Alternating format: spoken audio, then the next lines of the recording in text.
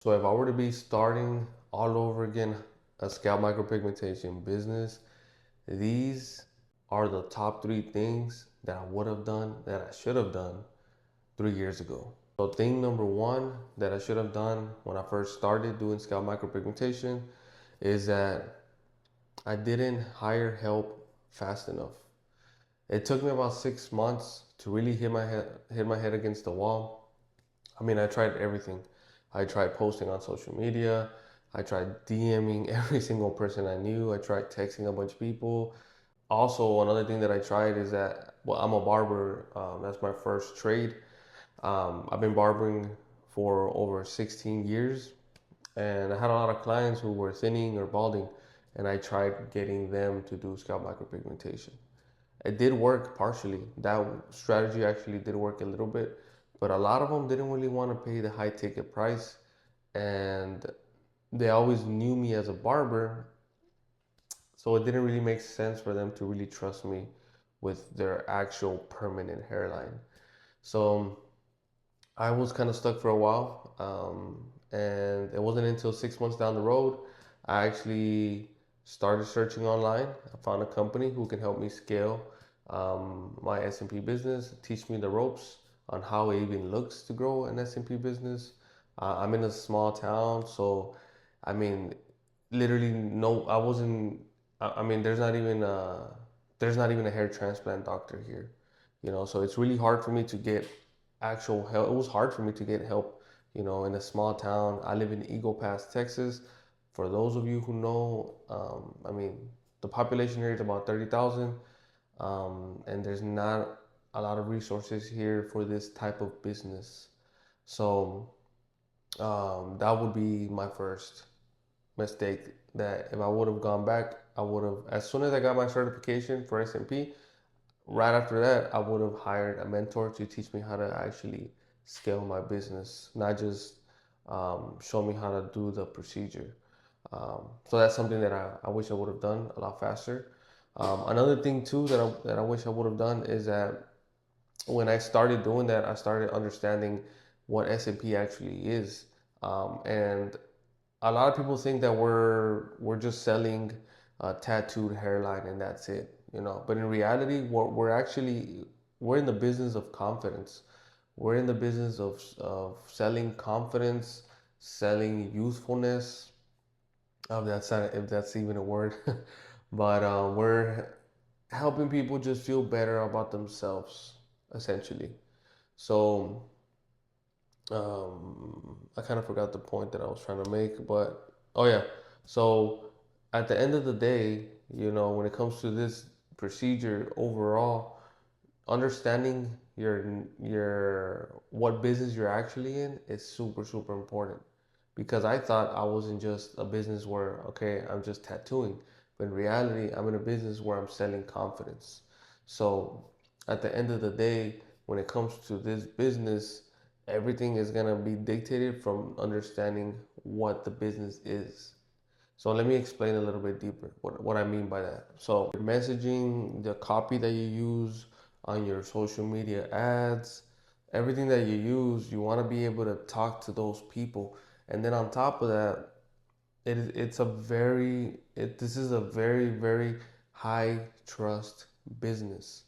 And one of the best ways to be able to deliver high trust as well is through social media. So with social media, you're able to hit the two birds with one stone.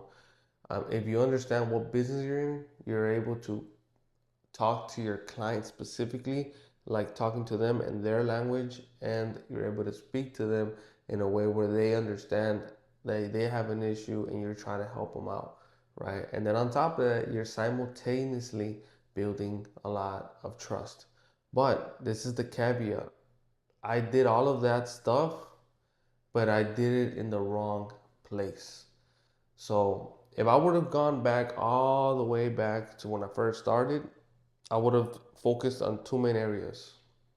I would have focused on Google, on my Google My Business page, and then also I would have focused on my YouTube channel, making long form videos. Because if you think about it like this. And one of my mentors, he actually broke it down and it made sense for me. I'm gonna probably butcher this, what exactly what he said, but he said something along the lines of, if you're trying to build trust with your client, the only way to build trust is through content.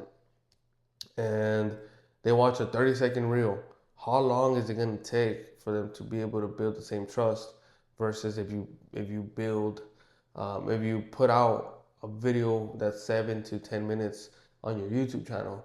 You know, if on average, in order for a customer to buy your product, they have to be watching your stuff for at least anywhere from 6 to 10 minutes, right? To build some sort of rapport with them. So, how many videos are you gonna have to put out? How many reels are you gonna have to put out before they're able to get that trust? And then on top of that, another thing is that YouTube is the number one. Well, it's not the number one search engine, but it's the second, next to Google. So even when people are Googling stuff, you know, YouTube videos pop out. You know, so it's a very, very different intention compared to social media. Versus social media, I mean, a guy can be in the store waiting in line to pay for his groceries, just scrolling and scrolling and scrolling and scrolling.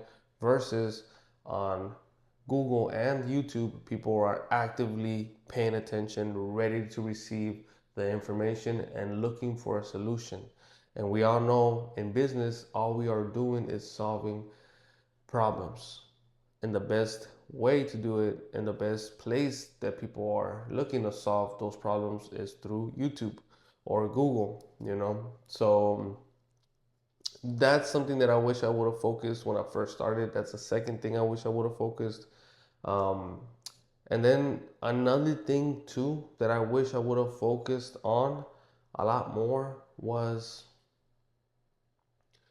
to also understand on the business side of things, what are going to be the best needle drivers to scale my business? And there's really only one. And if you get this one correct, everything else is going to fall into place. And if you're not that good, it's going to allow you to be able to get good while you're scaling your business. And that's paid advertisement.